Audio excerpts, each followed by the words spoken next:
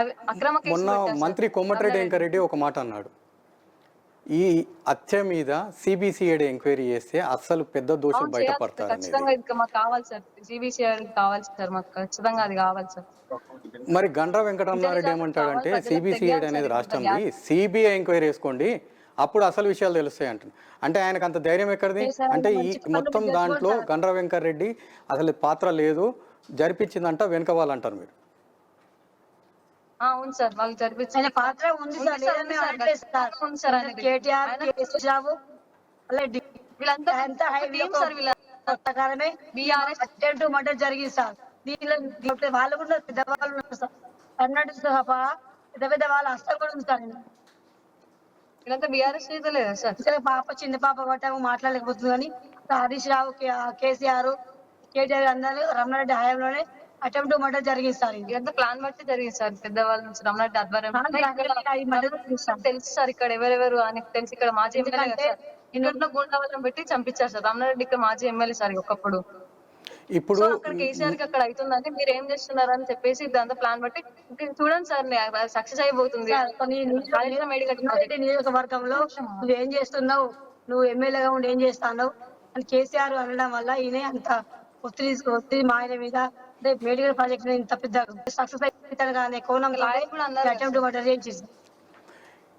ఇప్పుడు ఆల్రెడీ మీ ఫాదర్ చనిపోయారు.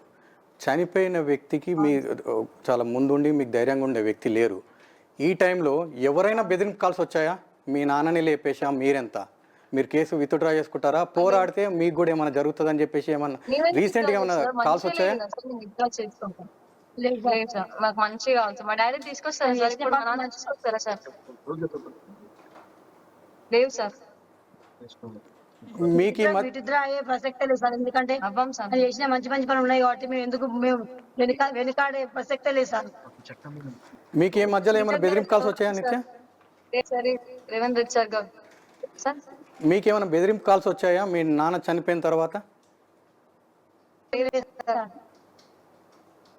ఎవరన్నా మీ ఇంటి దగ్గరికి ఎవరన్నా అనుమానాస్పద వ్యక్తులు ఎవరైనా వచ్చారా? లేదు సార్. మేము చూడలేదు సార్. మీ నాన్న చనిపోయిన తర్వాత పోలీస్ ప్రొటెక్షన్ ఏమైనా కోరుకున్నారా? మీకు ఎవరైనా పోలీసులు వచ్చారా? కనీసం ఎవరైనా వచ్చేసి ఏం జరిగింది ఏమైనా ఎంక్వైరీ చేశారా? చనిపోయారు కదా సార్. లేదు సార్. ఎదురించే మనుషులు చనిపోయారు కదా సార్. ఇప్పుడు ఆయన అడ్డు తొలగిపోతే ఇదంతా వాళ్ళకి అన్ని జరిగిపోతాయి కదా సార్. అవినీతి అన్ని ఆయన లేదు కదా సార్. ఎందుకు వస్తుంది సార్? ఎవరు ముందు చంపించాలి కదా సార్. ఇప్పుడు మీరు పోరాడుతా అంటున్నారు, మీ నాన్న ఆశయాలను ముందుకు తీసుకెళ్తాను. అలాంటప్పుడు మీకు ఎలాంటి బెదిరింప్స్ కానీ ఏదన్నా వస్తే ఎలా ధైర్యంగా ఎదుర్కోగలుగుతారు? కావడానికన్నా సిద్ధం సార్ మా నాన్న కోసం. పోలీసు వాళ్ళు ఏమన్నా చెప్పారా?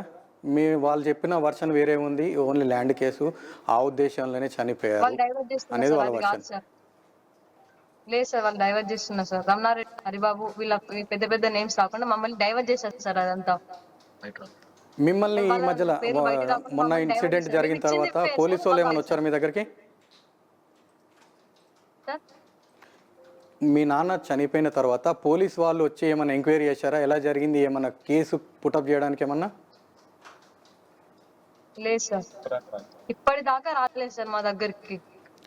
ఎవరి మీద అనుమానం అనేది కూడా మీ దగ్గర పోలీసు వాళ్ళు రాలేదు, కేసు కూడా తీసుకోలేదు? రాలేదు సార్, ఇంకా రాలేదు. కేసు పెట్టాం కానీ రాసుకున్నది మొత్తం అది వేరు సార్, మేము ఇచ్చింది వేరు సార్.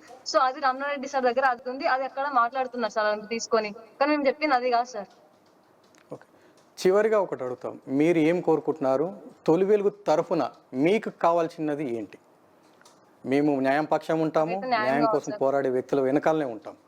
మా ద్వారా మీరు కోరుకునేది?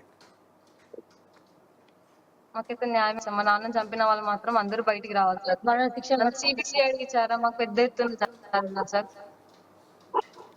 ఈ విషయంలో రేపు ఎల్లుండి తీర్పు వచ్చేది ఉంది. ఈ నేపథ్యంలో మీరు సీఎం రేవంత్ని ఏమైనా కలిసే అవకాశాలు ఉన్నాయా? కలవాలని అనుకుంటున్నాం సార్. ఈ చట్టం మీద చాలా గౌరవం ఉంది సార్. మాకు న్యాయం జరుగుతుందని అనుకుంటున్నాం సార్. కోమటిరెడ్డి చెప్పాడు క్లియర్గా, కేసీఆర్ బాధితులు ఎవరున్నా బెదిరించినా వాళ్ళందరూ డైరెక్ట్ వచ్చేసి కలవండి అని చెప్పేసి. మీకు అవకాశం వచ్చింది, వెళ్ళి కలిసే అవకాశం ఉంటుంది. మీరు వెళ్ళి కలిసే అవకాశం ఉందా? ఖచ్చితంగా సార్, ఖచ్చితంగా సార్, కలుస్తాం సార్. ఓకే ఓకే నిత్య, మీ నాన్న ఆశయ సాధన మీరు ముందు కొనసాగించాలని కోరుకుంటుంది తొలి వెలుగు. Thank you. ఇవన్నీ కూడా కావాలి సార్ మాకు. ఇవంతా స్థాయి కూడా మేము కోరుకుంటున్నాం సార్. కంపల్సరీ మీ వెనకాల ఉంటాము. న్యాయం కోసం పోరాడంలో ముందు ఉంటుంది తొలి వెలుగు. మీలాంటి న్యాయం కోసం పోరాడే వ్యక్తుల వెనకాలే మేము ఉంటాము. న్యాయం మీ జరిగేంత వరకు పోరాడతాం. ప్రపంచంలో ఏ మూల ఏ క్షణం ఏం జరుగుతుందో వేగంగా తెలుసుకోవడానికి తొలి వెలుగు వాట్సాప్ ఛానల్ని ఫాలో చేయండి.